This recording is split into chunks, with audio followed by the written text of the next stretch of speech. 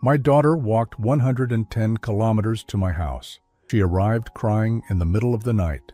"Dad, my husband is coming after you. He drained my account and he knows about your $137 million.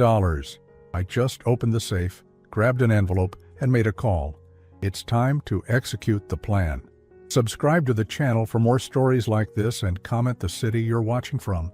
The sound of bare knuckles against my front door at 3 in the morning should have terrified me.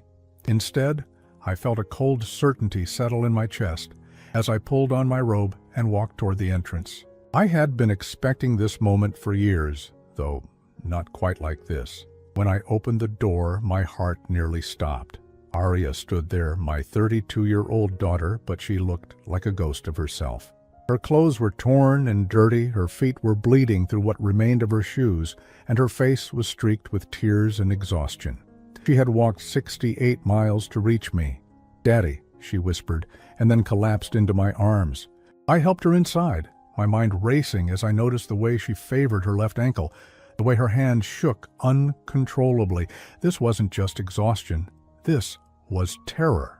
"Aria, what happened? Where's Anthony?" I asked as I guided her to the couch, though part of me already knew the answer would confirm my worst fears.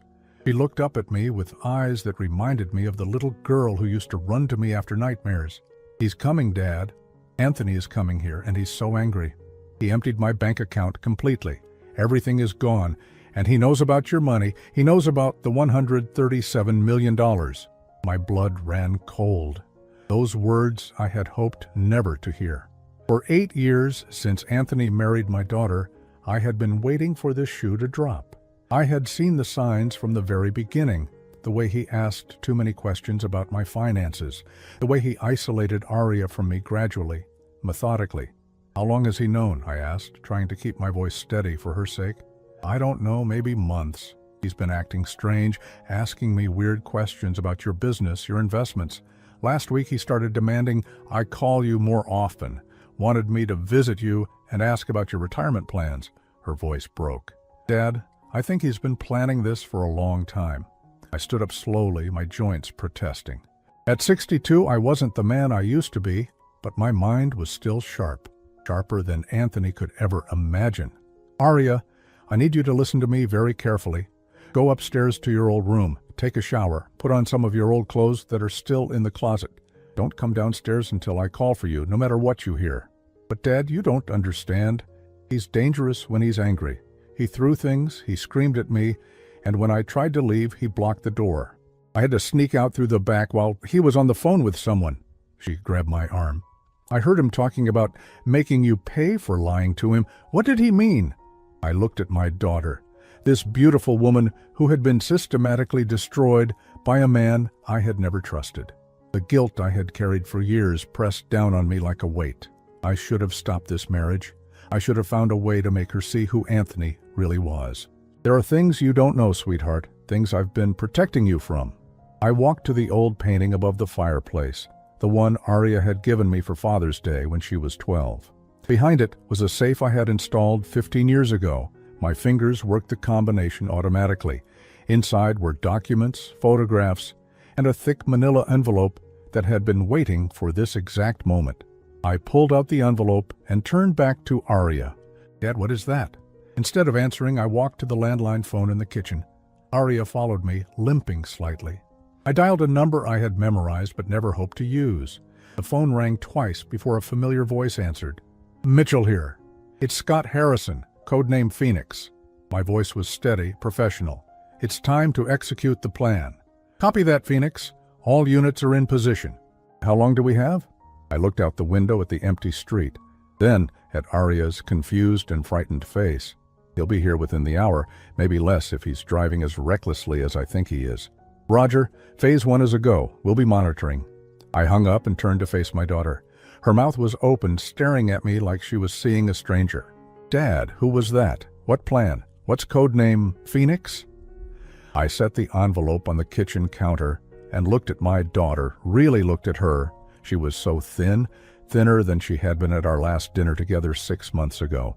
There were dark circles under her eyes, and I noticed a faint yellow bruise on her wrist that she was trying to hide with her sleeve.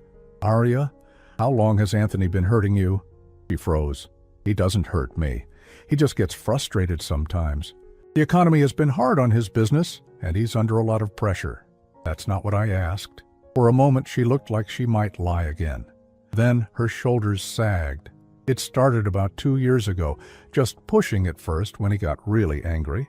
Then it got worse after he lost that big contract last year. My hands clenched into fists. 2 years. She had been suffering for 2 years while I sat in this house, waiting and planning when I should have acted sooner. Why didn't you tell me? Because I knew you never liked him. I thought you would just say you told me so. Tears started flowing again. And because he said, if I ever told anyone, he would make sure you lost everything. He said he had dirt on you, that he could destroy your reputation. The manipulation was even deeper than I had realized. Anthony hadn't just been planning to steal from me. He had been systematically breaking down my daughter's ability to trust anyone, even her own father. Aria, I need you to go upstairs now. What's about to happen, you don't need to see. What do you mean? Dad, you're scaring me. I picked up the envelope and walked toward the stairs, guiding her with me. 8 years ago, when Anthony first started dating you, I hired someone to investigate him. What I found made me realize I needed to be very careful, very patient. Anthony isn't just a bad husband, sweetheart. He's a predator. We stopped at the bottom of the stairs. In the distance, I could hear the sound of a car engine approaching fast. He's here! The headlights swept across my living room window as Anthony's car skidded into my driveway. I had maybe 3 minutes before he would be pounding on my door.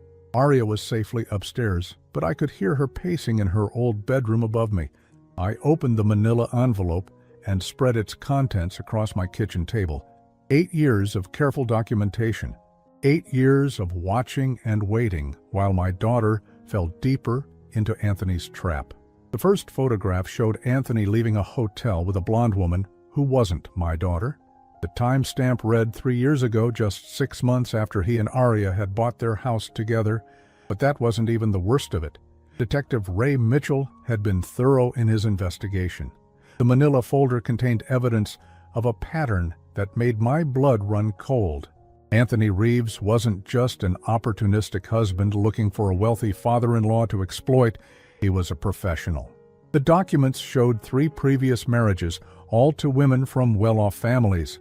Sarah Chen in California, divorced after 2 years when her family's restaurant chain mysteriously went bankrupt. Jennifer Walsh in Oregon, whose father lost his construction business after Anthony convinced him to invest in several failed ventures. Monica Rivera in Arizona, who had suffered a nervous breakdown after Anthony systematically isolated her from her family and convinced her she was mentally unstable.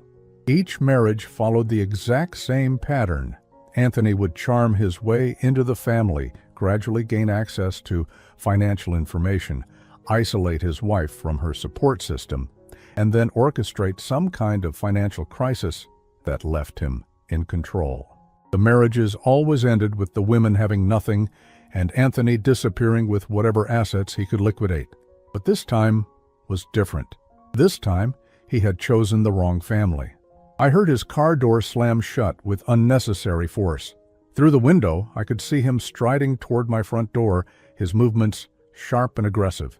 Even in the darkness, I could see the tension in his shoulders, the way his hands were clenched into fists. The documents Mitchell had gathered went beyond just Anthony's marital history. There were financial records showing shell companies, fake businesses, and a network of associates who helped him execute these elaborate cons. Anthony Reeves wasn't even his real name.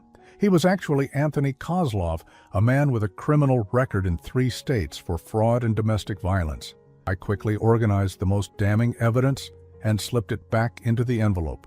The rest I spread out deliberately on the table, where Anthony would be sure to see it when he inevitably forced his way into my house. The pounding on my front door started exactly as I expected. Not a normal knock, but the aggressive hammering of someone who had already abandoned all pretense of civility. "Open the door, old man. I know you're in there." Anthony's voice carried clearly through the wooden door. "And I know Aria's with you."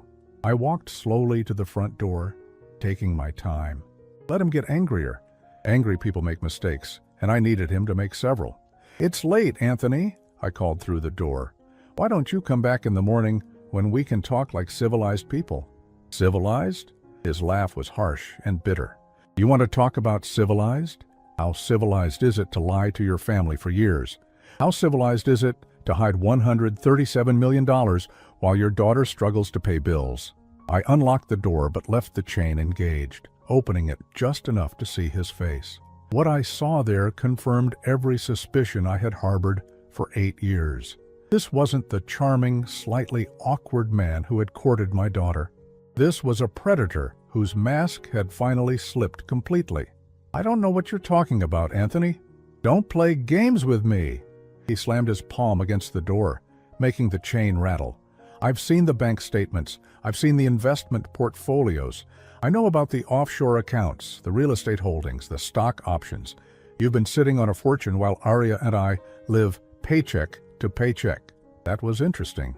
Anthony thought he had seen my real financial records, but I had been feeding him carefully constructed false information for over a year. The $137 million he was so fixated on was a complete fabrication, designed specifically to bring him to this moment. Even if what you're saying were true, that money has nothing to do with you. It has everything to do with me. I'm your daughter's husband. I'm part of this family. His voice cracked slightly on the word family, and I heard something desperate underneath the anger. That desperation told me everything I needed to know. Anthony wasn't just greedy. He was in serious trouble. The kind of trouble that makes a man abandon all caution and show up at his father-in-law's house in the middle of the night, demanding money. "Where's Aria, Anthony? Why did she walk 68 miles to get here instead of driving?" For a split second, his mask slipped even further. I saw guilt flash across his face before the anger reasserted itself. "She's being dramatic. We had a disagreement about money, and she overreacted. You know how emotional she gets. I know how emotional she gets when someone empties her bank account without permission." His eyes narrowed. "She told you that? That ungrateful little—" He caught himself, but not quickly enough. "Finish that sentence, Anthony. I'd love to hear what you were about to call my daughter." The silence stretched between us. In that silence, I could see him calculating, trying to figure out how much I knew and how much he could still salvage from this situation. "Look, Scott, we're both reasonable men. Aria doesn't understand business the way we do. I made some investments with her money, but they're solid investments. You'll see returns within the year. What kind of investments require you to empty someone's account in the middle of the night? The kind that have tight deadlines, time-sensitive opportunities." He was improvising now, and poorly. "But if you're willing to bridge the gap temporarily, I can pay her back and pay you back with interest. All I need is access to a portion of those assets you've been hiding." There it was, the real reason he was here. Anthony wasn't just desperate for money. He was desperate for a lot of money, quickly. The kind of desperation that suggested he had made promises to dangerous people. "I'll make you a deal, Anthony. You tell me exactly why you need the money so urgently, and I'll consider helping you." His jaw worked silently for several seconds. I could see him weighing his options, trying to decide how much truth he could afford to tell. "I borrowed some money to make a big investment. The investment didn't pan out the way I expected, and now I need to pay back the loan." "How much money?" $200,000. "And who did you borrow it from?" Another long pause. "People who don't accept excuses." Now I understood. Anthony had gotten involved with loan sharks, probably to fund whatever scheme he was running, before he decided to target my family's money. The pressure from his creditors was what had forced him to show his hand tonight. I closed the door and removed the chain, then opened it fully. Anthony stepped inside, his eyes immediately scanning my living room, like he was cataloging everything of value. "Thank you for being reasonable, Scott. I knew we could work this out like family." "Oh, we're definitely going to work this out," I said, leading him toward the kitchen where the documents were waiting. "But probably not the way you're expecting." Anthony's eyes widened when he saw the documents spread across my kitchen table. Bank statements, photographs, legal records, 8 years of his life laid out like evidence in a courtroom. For a moment, the cocky confidence drained from his face, replaced by something much more dangerous. "What the hell is this?" His voice was low, controlled, but I could hear the threat underneath. "Sit down, Anthony. We need to talk." "I don't think so." He grabbed one of the photographs, the one showing him with the blonde woman at the hotel. "This is illegal. You can't spy on people like this. I could have you arrested." "Could you? Under what name would you file the complaint? Anthony Reeves or Anthony Kozlov?"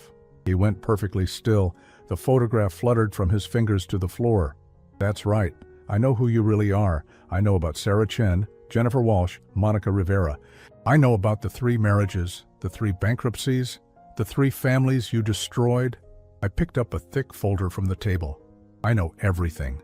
Anthony's face had gone pale, but his eyes were calculating.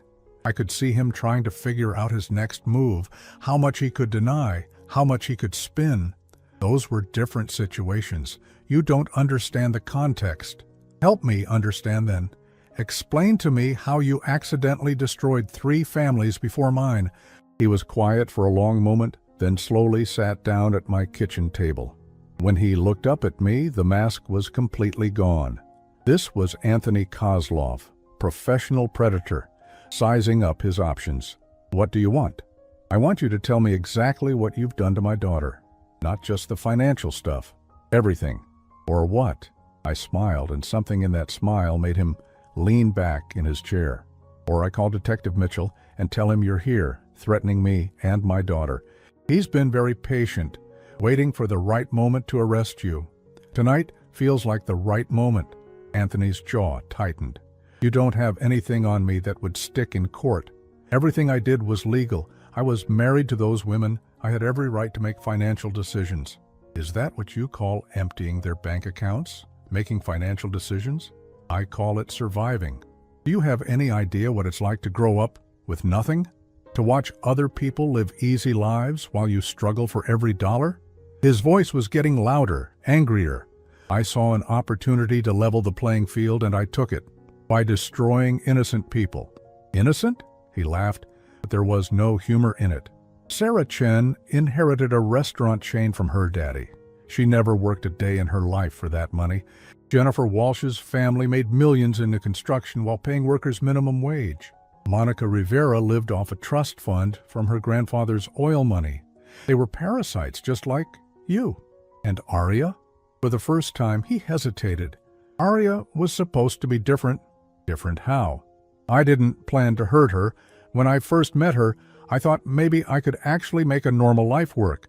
She was sweet, genuine. She actually cared about me." He ran his hands through his hair. "But then I found out about you, about the money you were hiding, and I realized this could be the score that set me up for life. So you decided to destroy her too." "I didn't want to, but I owe some very dangerous people a lot of money, and they don't care about my feelings for my wife. They want their money, or they want compensation in blood." The truth was finally coming out. Anthony wasn't just greedy, he was desperate and scared. That made him infinitely more dangerous. "How much do you really owe?" $400,000 plus interest. The $200 I told you about was just this month's payment. I felt a chill run down my spine. "What happens if you don't pay?" "They kill me. Then they kill anyone connected to me who might have access to money. That includes Aria." He looked up at me with something that might have been genuine fear. "And that includes you." "Who are these people, Anthony?" "Russians?" I made the mistake of thinking I could outsmart them. I took a loan to fund what I thought was a sure thing, and when it fell through, I couldn't pay them back. They don't care about excuses. I walked to the window and looked out at the dark street. Everything made sense now. Anthony's increasing desperation over the past year, the way he had been pushing Aria to reconnect with me, the sudden interest in my finances. He wasn't just planning a con, he was trying to save both their lives. "When is your next payment due?" 3 days ago. My blood turned to ice. "You're telling me these people are already looking for you?" "They've been looking for me since last week. That's why I had to move fast with Aria's account. I was hoping to buy myself some time while I figured out how to get to your money." I turned back to face him. "Anthony, did you ever consider just asking for help? Explaining the situation to Aria and me instead of lying and manipulating? Would you have helped me if I had told you the truth?" That was a fair question, and one I wasn't sure I could answer honestly. "I might have helped you disappear, Start over, somewhere safe. These aren't the kind of people you disappear from. They have connections everywhere. The only way out is to pay them everything I owe, plus enough extra to convince them I'm more valuable alive than dead. How much would that take? $1 million, minimum. I nodded slowly, processing this information. Anthony needed $1 million to save his life and Aria's. The problem was, I didn't have $1 million. I didn't have $137 million either. I had been living comfortably on my pension and some modest investments, but I was far from wealthy. Anthony, I need to tell you something. The money you think I have, the $137 million, it doesn't exist. His face went blank. What do you mean it doesn't exist? I mean, I created false bank statements, fake investment portfolios, fictional account numbers. I fed you information designed to make you think I was wealthy when I'm not. That's impossible. I saw the documents. I verified the account numbers. You verified the account numbers I wanted you to verify. The ones that led to shells of nothing. Anthony stared at me for a long moment, then started to laugh. It was a broken, desperate sound that made my skin crawl. You're telling me that everything I've done, everything I've put Aria through, was for money that never existed? I'm telling you that I knew what you were from the day you met my daughter, and I've been setting a trap for you ever since. His laughter stopped abruptly. A trap. That's right. Every piece of financial information you thought you discovered, I planted. Every bank statement you found, I left where you would find it. I've been playing a very long game, Anthony, and tonight is checkmate. Anthony stood up slowly, his chair scraping against the floor. You destroyed my life for nothing.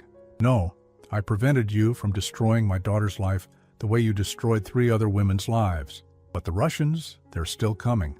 Without that money, they'll kill both of us. They'll kill Aria too, just to make a point. No, they won't. How can you be so sure? I walked back to the safe behind the painting and pulled out one more document. Because Anthony Kozlov died in a car accident 3 days ago. At least, that's what the police report says. And dead men don't owe money to anyone. Anthony stared at the police report in my hands, his face cycling through confusion, disbelief, and finally, understanding. The document was official, complete with signatures and stamps, reporting the death of Anthony Kozlov in a single car accident on Interstate 45 3 days earlier. That's impossible, he whispered. I'm standing right here. Anthony Kozlov is standing here. But Anthony Kozlov officially died 3 days ago when his car went over a bridge and into the river. The body was never recovered, which isn't unusual in that particular stretch of water. You faked my death? His voice was barely audible. Detective Mitchell has some very interesting connections in various law enforcement agencies. Staging a death, when done properly and for the right reasons, isn't as difficult as you might think. Anthony sank back into his chair, staring at the report. But why? If you knew I was dangerous, why not just have me arrested? Because arresting you wouldn't solve the real problem. You said it yourself. These Russians don't accept excuses. If Anthony Kozlov had simply been arrested, they would have gone after Aria to collect their debt. But if Anthony Kozlov is dead, there's no one left to collect from. They'll figure out it's fake eventually. Will they? Mitchell's people did a very thorough job. There are witnesses who saw your car go over the bridge. There's security footage from 3 different angles. There are even personal effects, wallet, jewelry, clothing, that were recovered from the water and confirmed as belonging to Anthony Kozlov. I sat down across from him and slid the police report across the table. As far as the world is concerned, Anthony Kozlov died owing $400,000 to some very dangerous people, and those people have written off that debt as an unfortunate loss. But I'm still alive. What happens to me? That depends entirely on what you choose to do next. Anthony looked around my kitchen at the evidence of his crime spread across the table, at the police report declaring him dead. What are my options? Option 1, you leave tonight. You disappear forever and never contact Aria again. Anthony Reeves gets a divorce, citing irreconcilable differences, and then Anthony Reeves also disappears. You start over somewhere far away with a new name, a new identity, and you never run another con on another family. And option 2? There is no option 2. He was quiet for several minutes. processing everything. Finally, he looked up at me. The money Aria thinks I stole from her account. Where is it? Safe? I've been monitoring your financial activities for months. The moment you transferred money out of her account, Mitchell's people transferred it to a secure account in Aria's name. She'll have access to it once the divorce is finalized. You thought of everything. I had 8 years to think about it. Anthony picked up one of the photographs from the table, the one showing him with Sarah Chen before her family's business collapsed. Do you know what happened to them, the other women? Sarah rebuilt her family's restaurant business from scratch. It took 5 years, but she's more successful now than she ever was before you came into her life. Jennifer went back to school, became a social worker, and now helps other women who've been financially abused. Monica recovered from her breakdown and started a nonprofit organization that provides legal aid to victims of domestic fraud. They all survived. They all thrived. People are more resilient than predators like you give them credit for. He set the photograph back down. What about Aria? Will she be able to forgive me? That's not your concern anymore. Your concern is disappearing before Detective Mitchell decides to make your fake death real. Anthony stood up, walked to the window, and looked out at his car in the driveway. If I leave tonight, what guarantee do I have that you won't change your mind and send the police after me anyway? You don't, but you also don't have any other choice. The Russians think you're dead, which means you're safe from them. But that only works if Anthony Kozlov stays dead and Anthony Reeves disappears forever. And if I refuse, if I decide to stay and fight this, I walked to the landline phone and picked up the receiver. Then I called Detective Mitchell and tell him that reports of Anthony Kozlov's death have been greatly exaggerated. He arrests you for fraud, domestic abuse, and extortion. The Russians figure out you're still alive and come looking for their money. And Aria becomes a target for people who solve their problems with violence. Anthony's shoulders sagged in defeat. You really did think of everything. Not everything. I didn't anticipate that you would be stupid enough to borrow money from Russian loan sharks. That complication almost derailed the entire plan. How long have you known about the Russians? Mitchell's people have been watching you for months. We knew about the loan, the missed payments, the threats. That's why we accelerated the timeline and staged your death when we did. So, everything that happened tonight, Aria walking here, me coming after her, all of this was planned? Not exactly. I hoped Aria would realize what you were and leave you on her own. The fact that she had to walk 68 miles to escape you tells me things got worse than I anticipated. Anthony was quiet again, staring out the window. When he spoke, his voice was barely above a whisper. I did love her, you know, in the beginning, before I knew about the money. I believe you. But love isn't enough when it's competing with greed and desperation. What do I tell her? How do I explain leaving? You don't. You leave a note saying you can't handle the pressure of marriage and you need to start over somewhere else. Keep it simple, keep it believable, and don't give her any reason to look for you. She'll hate me. She already hates you, Anthony. What you did to her tonight, emptying her account and threatening her, that destroyed whatever feelings she had left. Now you're giving her the chance to heal without having to worry about you coming back. He turned away from the window and looked at me. You could have just had me killed. It would have been easier. Probably. But I'm not a killer, and Aria wouldn't have been able to live with that knowledge, even if she never found out I was responsible. So instead, you're giving me a chance to disappear and start over. I'm giving you the chance to stop being a predator. What you do with that chance is up to you. Anthony walked back to the table and gathered up some of the documents, the ones that belonged to him. These other women, the ones I hurt before, do they know about tonight? They know that Anthony Kozlov is dead. They know they're safe. That's all they need to know. Good. They deserve peace. I watched as he slipped the documents into his jacket pocket. Anthony, if you ever come back, if you ever contact Aria again, if you ever hurt another family the way you hurt hers, our agreement ends. Mitchell has enough evidence to put you away for 20 years, and there are people who would be very interested to learn that Anthony Kozlov's death was premature. I understand. I hope you do, because this is the only second chance you're going to get. Anthony walked toward the front door, then stopped and turned back. Will you tell Aria that I'm sorry? Not for leaving, but for everything else? No. If you're really sorry, you'll disappear completely and let her move on with her life." He nodded once, then opened the door and stepped out into the darkness. I watched from the window as he got into his car and drove away, his taillights disappearing into the night. Above me, I could hear Aria moving around in her old bedroom, probably wondering what was taking so long. Soon I would have to go upstairs and explain that her husband was gone, that her nightmare was over, that she was finally safe. But first, I picked up the phone and dialed Mitchell's number one more time. "Phoenix here. The target has departed. Confirmed surveillance is tracking." "Confirmed. We have eyes on him. He's heading east toward the interstate." "Good. And Mitchell? Make sure he keeps going, all the way to the state line and beyond." "Copy that. What about the daughter?" I looked up at the ceiling where Aria's footsteps had finally stopped. "She's going to be fine. We all are." I climbed the stairs slowly, each step feeling heavier than the last. For 8 years, I had been preparing for this moment, but now that it was here, I wasn't sure how to explain everything to Aria. How do you tell your daughter that her husband was a professional predator? How do you reveal that you've been protecting her with lies and deception for nearly a decade? I knocked softly on her bedroom door. "Aria, can I come in?" "Dad, is everything okay?" I heard voices downstairs and then a car leaving. Was that Anthony? I opened the door to find her sitting on the edge of her childhood bed, still wearing the torn clothes from her 68-mile walk. She had found some old bandages in her bathroom and wrapped her feet, but I could see bloodstains seeping through the white gauze. "We need to talk, sweetheart. There are things you need to know." "Where's Anthony? Did he leave?"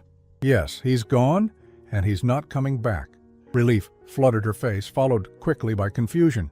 "What do you mean he's not coming back? Did you pay him? Did you give him money to leave me alone?"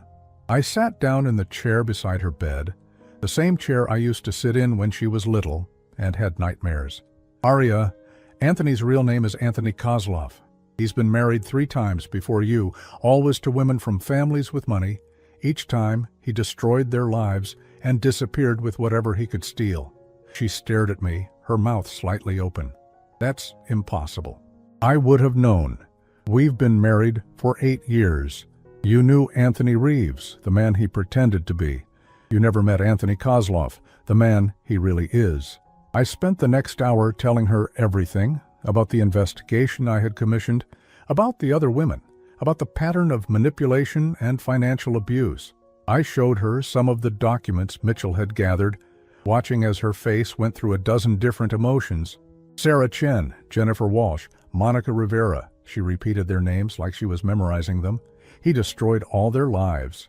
He tried to, but they survived, and they rebuilt, just like you're going to." "Dad, why didn't you tell me any of this before? 8 years ago, when you first found out?" That was the question I had been dreading. "Because I was afraid you wouldn't believe me. You were so happy with him in the beginning, so in love. If I had shown you evidence then, you would have thought I was just a jealous father trying to break up your marriage. So you decided to let me figure it out on my own. I decided to watch and wait and be ready to protect you when the time came. I've been monitoring your finances, your safety, your well-being for years. I knew this day would come eventually." Aria was quiet for a long time, processing everything I had told her. Finally, she looked up at me with tears in her eyes. "The money he stole from my account tonight, is it really gone?" "No. Detective Mitchell has been tracking all of Anthony's financial activities. The moment he transferred money out of your account, we secured it. You'll have access to everything once the divorce paperwork is processed." "Divorce paperwork?" "Anthony is going to disappear, Aria.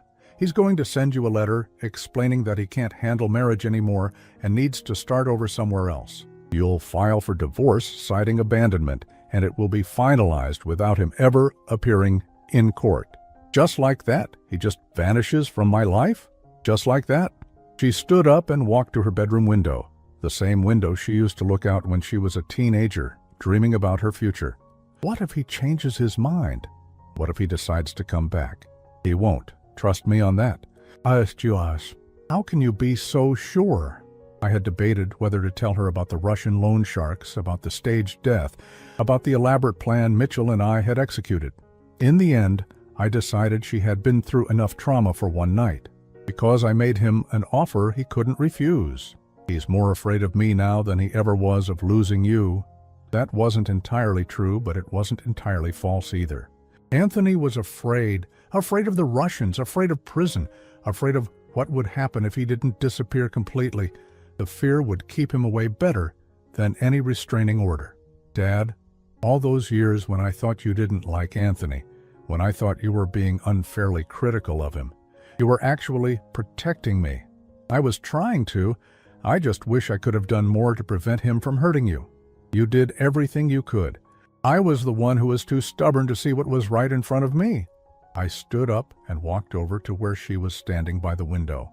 Aria, you were manipulated by a professional, someone who had perfected his techniques on 3 other women before you. This wasn't your fault. But the signs were there, weren't they? The way he isolated me from you, the way he always seemed more interested in your money than in our relationship. I ignored all of it because I wanted so badly to be loved. You were loved. You are loved. Just not by him. She turned away from the window and looked at me. I've been such a fool, Dad. 8 years of my life wasted on a man who never cared about me. Those 8 years weren't wasted. You learned things about yourself, about what you want and don't want in a relationship. You became stronger, even if you don't feel strong right now. I don't feel strong. I feel broken. Broken things can be repaired, Aria. Sometimes they're even stronger after they've been fixed. She walked back to her bed and sat down heavily. What happens now? Where do I go from here? You stay here as long as you need to. This is your home, and it always will be. You take time to heal, to figure out who you are when you're not being manipulated and controlled. And then you build whatever life you want to build. I don't even know where to start. You start with sleep. Tomorrow we'll call a lawyer to begin the divorce proceedings. We'll go to the bank and secure your accounts. We'll take care of the practical things first, and then we'll work on the emotional healing. Will you help me with all of it? Sweetheart, I've been waiting 8 years to help you. There's nothing I want more. She smiled for the first time since arriving at my door, a small, tentative smile, but genuine. I love you, Dad. I'm sorry I let him come between us. You didn't let him do anything. He was a professional at driving wedges between people. The important thing is that we found our way back to each other. I kissed her forehead and headed toward the door. Try to get some sleep. Tomorrow is going to be a busy day. Dad? She called as I reached the doorway. Thank you for everything, for never giving up on me. I'm your father, Aria. Giving up was never an option. I closed her door and walked back downstairs to clean up the evidence scattered across my kitchen table. As I gathered up the photographs and documents, my phone rang. Mitchell's number. How's she doing? He asked without preamble. She's processing. It's going to take time, but she's stronger than she knows. And our friend? Crossed the state line an hour ago, still heading east. Good. My people will keep tracking him for another few days, just to make sure he doesn't change his mind and turn around. Thank you, Mitchell, for everything. Just doing my job. Besides, guys like Kozlov give all men a bad name. I'm glad we could put him out of business permanently. After I hung up, I poured myself a glass of bourbon and sat down at my kitchen table. The house was quiet except for the sound of Aria moving around upstairs, probably getting ready for bed. For 8 years, I had lived with the weight of knowing my daughter was in danger, of watching her slowly disappear into Anthony's web of manipulation and control. Tonight, that weight was finally gone. Tomorrow would bring new challenges. Aria would need therapy to deal with the psychological damage Anthony had inflicted. She would need legal help to navigate the divorce. She would need time and space to rediscover who she was when she wasn't being controlled by a predator. But tonight, for the first time in 8 years, I could sleep peacefully, knowing my daughter was safe. 6 months later, I was sitting on my front porch watching Aria tend to the garden she had planted in my backyard.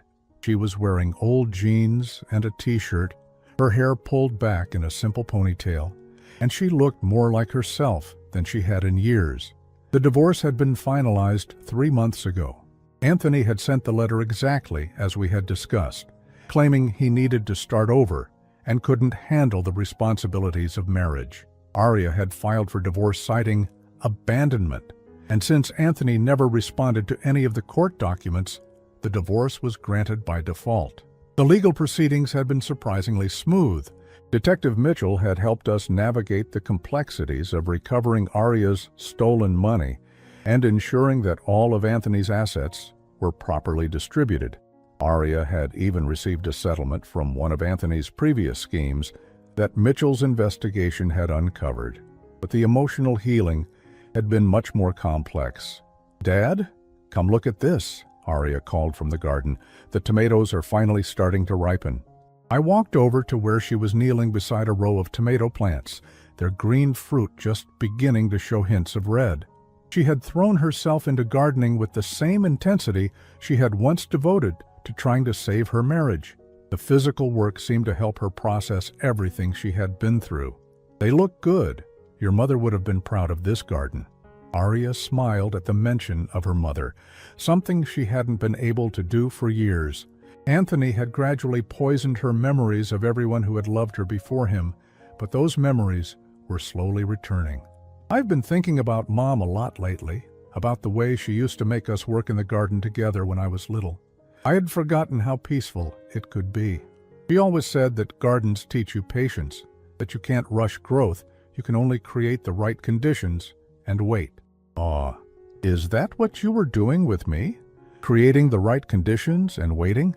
I sat down on the garden bench I had installed last month, watching as she continued to examine her plants. I was trying to. I wasn't always sure I was doing the right thing. "You were. I understand now why you couldn't just tell me the truth about Anthony 8 years ago. I wouldn't have believed you. I had to discover it for myself." The therapy had helped her reach that understanding, Dr. Sarah Martinez, the counselor Aria had been seeing twice a week, specialized in helping women recover from psychological and financial abuse. She had helped Aria understand that Anthony's manipulation techniques were sophisticated and deliberate, designed to make his victims doubt their own perceptions and instincts. "Dr. Martinez thinks I'm ready to start thinking about what I want to do next," Aria said, settling down on the bench beside me. "She says I've processed most of the trauma, and now it's time to focus on building a future." "What do you think you want to do?" "I've been thinking about going back to school, maybe studying social work or counseling. I want to help other women who've been through what I went through." That didn't surprise me. Aria had always been drawn to helping others, even as a child. Anthony had systematically crushed that impulse, convincing her that she was too weak and too damaged to help anyone. But it was coming back now, stronger than before. "That sounds like a perfect fit for you. There's a program at the community college that starts in the fall. I could get my bachelor's degree in social work in 3 years and then maybe pursue a master's degree in counseling. Whatever you decide to do, I'll support you completely. I know you will." That's one of the things I'm still getting used to, having someone in my life who actually wants me to succeed. We sat in comfortable silence for a while, watching the late afternoon sun filter through the oak trees in my backyard. These quiet moments had become precious to both of us. For years, Aria had lived in a state of constant tension, never knowing when Anthony's mood would shift or what new crisis he would manufacture. The peace of simply sitting together without drama or manipulation was still something she was learning to trust. "Dad, can I ask you something?" "Of course. Do you think I'll ever be able to trust someone again, romantically, I mean?" It was a question she had been wrestling with for months. Anthony's betrayal had been so complete, so devastating, that the idea of opening her heart to someone else seemed almost impossible. "I think you'll learn to trust yourself first, and once you trust your own instincts again, you'll be able to recognize the difference between someone who wants to control you and someone who wants to love you." "How will I know the difference?" "Because someone who loves you will encourage you to be independent, to have your own friends, your own interests, your own money. They'll want you to be strong, not weak. They'll want you to succeed, not fail. Anthony always said he wanted those things for me, but then he made it impossible for me to achieve them. That's the difference between words and actions. Real love shows up in actions, not just words." A car pulled into my driveway, interrupting our conversation. I looked up to see Detective Mitchell getting out of his unmarked police car, a manila envelope in his hand. "Is everything okay?" Aria asked, a note of anxiety creeping into her voice. Even after 6 months, unexpected visitors still made her nervous. "I'm sure it's fine. Mitchell probably just has some paperwork for us to sign." But as he walked toward us, I could see something different in his expression. Not bad news exactly, but something significant. "Scott, Aria." He nodded to both of us as he approached. "Sorry to interrupt your evening, but I thought you'd want to know about this immediately." "What is it?" I asked. "We've been monitoring the other women Anthony victimized, keeping an eye on their recovery and making sure he hasn't tried to contact any of them. Today, we received some interesting news." He handed me the envelope. "Sarah Chen, Jennifer Walsh, and Monica Rivera have been in touch with each other. They've decided to start a support group for women who've been victims of financial and psychological abuse in relationships." I opened the envelope and found a letter addressed to Aria, along with some brochures and contact information. "They want to invite you to join them," Mitchell continued, "not as a victim, but as a survivor. They think your story, combined with theirs, could help a lot of other women." Aria took the letter from my hands and read it silently, her eyes growing wider with each paragraph. "They want me to speak at their first public meeting next month. They think hearing from someone who recently escaped could give hope to women who are still trapped." "What do you think?" I asked. "I think I'm terrified," she said honestly. "But I also think it might be exactly what I need to do." "You don't have to decide right now," Mitchell said. "But I thought you should know that your courage in leaving Anthony has already inspired other women. Word gets around in law enforcement circles. There are officers in 3 states who are using your story to help convince other victims to come forward." After Mitchell left, Aria and I went back inside to prepare dinner together, another routine we had established over the past few months. Cooking had become a form of meditation for her, a way to focus on creating something nourishing and positive. "Dad, I've made a decision," she said as she chopped vegetables for our salad, "about the support group, about that and about school and about everything. I'm going to do it all. I'm going to speak at their meeting. I'm going to start the social work program in the fall. And I'm going to stop being afraid of my own life." That sounds like a good decision. Anthony spent 8 years convincing me that I was weak, that I needed him to take care of me, that I couldn't survive on my own. But look at me now. I walked 68 miles to escape him. I've rebuilt my life from nothing. I've learned to garden, to cook, to manage my own finances. I'm not weak. I never was. No, you weren't. You were just convinced that you were. I want to make sure no other woman has to go through what I went through. And if sharing my story can help even one person recognize the warning signs and get out before it's too late, then everything I suffered will have been worth something. That night, after Aria had gone to bed, I sat on my front porch with a cup of coffee, looking up at the stars. My phone buzzed with a text message from Mitchell. "Target still in Montana, appears to be working construction under a new identity. No contact with previous associates or victims. Plan successful." I deleted the message and put my phone away. Anthony Kozlov was truly dead, and whoever the man in Montana was now, he was someone else's problem. My only concern was Aria, and she was finally truly safe. The next morning, I woke up to the sound of Aria laughing on the phone in the kitchen. It was the first time I had heard her laugh freely in years, and the sound filled me with a joy I had almost forgotten was possible. "That was Sarah Chen," she told me when she hung up. "She's driving down from California next week so we can meet in person before the support group meeting. She said she wants to make sure I'm ready for how intense it can be, hearing other women's stories. Are you ready?" "I don't know, but I'm ready to try." 6 months ago, my daughter had arrived at my door, broken, terrified, and convinced she had nowhere else to turn. Today, she was planning to help other women find their own strength and freedom. Sometimes the best revenge isn't getting even. Sometimes it's living so well, becoming so strong, that the person who tried to destroy you becomes irrelevant to your happiness. Anthony had tried to break my daughter's spirit, but instead, he had revealed just how unbreakable she really was. And now she was going to use that strength to make sure other women never had to suffer the way she had. That seemed like justice to me,